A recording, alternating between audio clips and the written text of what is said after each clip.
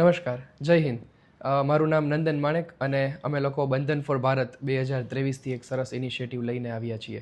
બંધન ફોર ભારત તો એક એવો નાનો એવો વિચાર હતો કે આપણે આર્મીને દર વર્ષે રાખડીઓ મોકલીએ છીએ, ક્યારેક ક્યારેક વારે તહેવારે વિશ કરીએ છીએ, પણ એવું શું થઈ શકે જ્યારે એનાથી આપણે એમના દિલ સુધી પહોંચી શકીએ.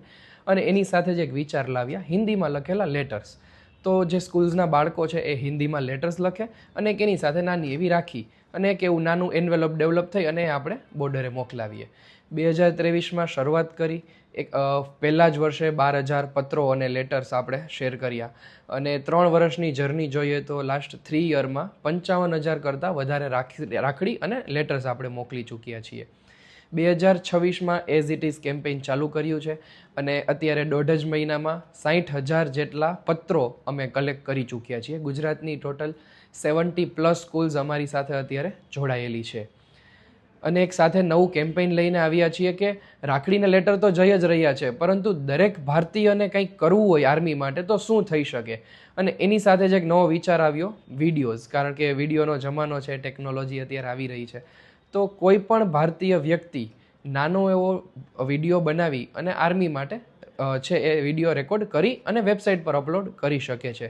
અને આ કેમ્પેઇન સાથે અમે હવે આગામી મહિનાઓમાં સ્કૂલ્સ કોલેજમાં જોવા મળીશું અને બાળકો પાસે આ કેમ્પેઇનને વધુને વધુ કઈ રીતે એક્ટિવ થઈ શકે તો એની માટે એક નવો પ્રયાસ અમે શરૂ કરવા જઈ રહ્યા છીએ.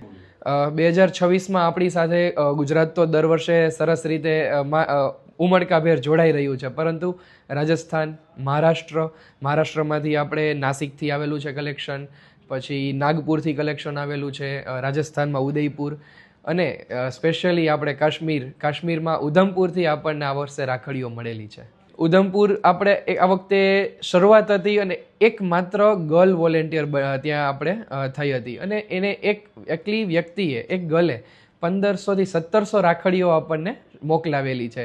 અને મહારાષ્ટ્રમાંથી અરાઉન્ડ 7-8 હજાર જેવું આપણને કલેક્શન આવેલું છે.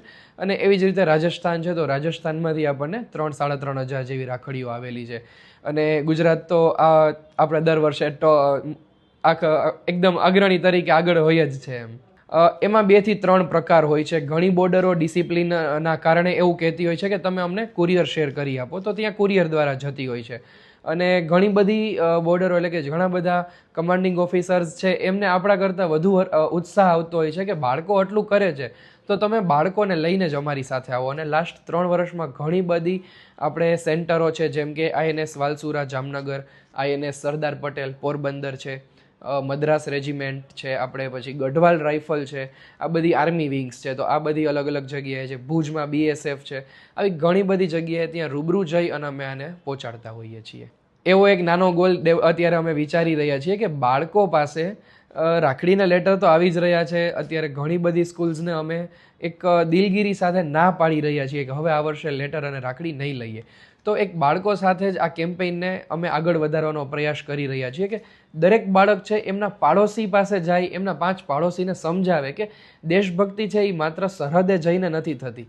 સરહદે જે કરી રહ્યા છે એ આપણે એમને કોઈ દિવસ એનું વળતર નથી થઈ શકવાનું, પણ એ સિવાય દેશમાં રહીને પણ દેશભક્તિ થઈ શકે છે. તો એવો એક નાનો વિચાર દરેક ભારતીયને બાળકો દ્વારા આપણે પહોંચાડીએ એવો એક નાનો પ્રયાસ અમે શરૂ કરીએ છીએ. તો બાળકો જ આ કેમ્પેઇનને એમના પાડોશીઓ છે એની આસપાસના લોકોને સમજાવે અને એમની પાસેથી નાના નાના વિડીયોઝ કલેક્ટ કરે.